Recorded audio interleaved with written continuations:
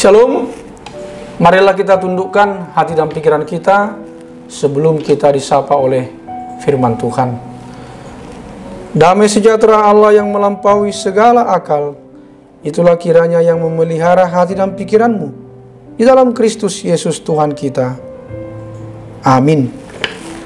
Renungan harian HKBP Sutoyo, Resort Sutoyo, Selasa 16 Februari 2021. Nas firman Tuhan terambil dari Mazmur 130 ayat 5. Firman Tuhan berkata, "Aku menanti-nantikan Tuhan, jiwaku menanti-nanti, dan aku mengharapkan firman-Nya. Hualumut do Jehovah, malumut do todiku, jalahu parahanalum do hatana." Demikianlah bunyi firman Tuhan. Topik menantikan Tuhan dan mengharapkan firman-Nya. Jemaat Tuhan yang dikasihi Yesus Kristus, pernahkah kita menunggu sampai begitu lama atau mengantri begitu panjang untuk mengurus sesuatu? Bisa saja ketika dalam menunggu seperti itu, kita jatuh pada sikap yang membosankan.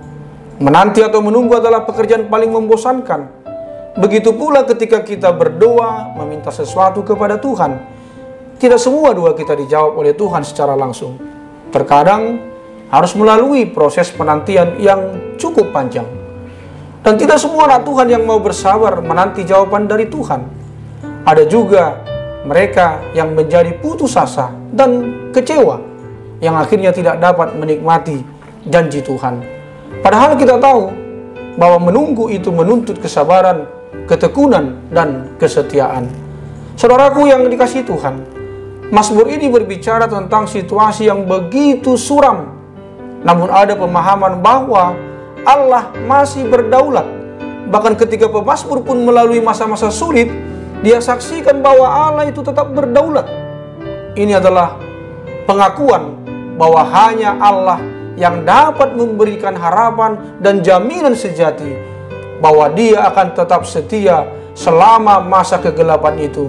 Ini adalah mazmur anjuran untuk terus menunggu Tuhan dan menempatkan iman atau kepercayaan kita sepenuhnya kepadanya.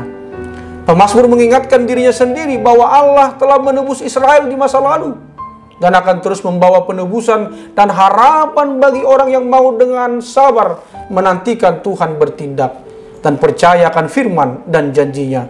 Tidak ada dosa, pencobaan atau situasi yang mustahil bahwa Allah tidak dapat menangani dan menawarkan harapan, cinta dan pengampunan.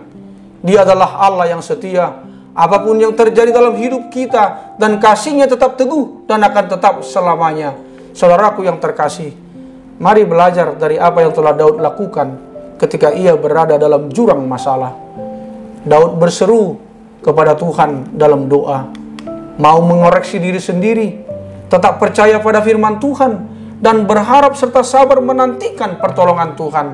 Kalau kita mau melakukan seperti yang telah dilakukan oleh Daud, maka Tuhan pasti menolong kita. Tuhan akan mengeluarkan kita dari jurang masalah kita. Tuhan sanggup melakukan itu, memberi pertolongannya kepada kita, memberikan jalan keluar dari setiap masalah kita, menyembuhkan kita dari sakit penyakit, mengangkat kita, dan memulihkan keadaan kita. Pada waktunya Tuhan pasti menolong kita. Yakinlah, jika di masa lalu Tuhan sudah menolong dan menyatakan kuasa-Nya bagi kita, saat ini juga Tuhan pasti menolong kita. Tuhan tidak pernah mengecewakan orang yang berharap padanya. Tiap janji-Nya pasti digenapi. Hidup memang tidak pernah lepas dari masalah, namun Tuhan tidak pernah meninggalkan kita. Ia adalah kekuatan hidup kita. Jangan mudah menyerah. Bersama Tuhan kita pasti sanggup melaluinya, dan Tuhan pasti memberikan kemenangan bagi kita. Amin. Marilah kita berdoa. Ya Bapa, kami mau tetap memandang-Mu dan berserah penuh kepadamu.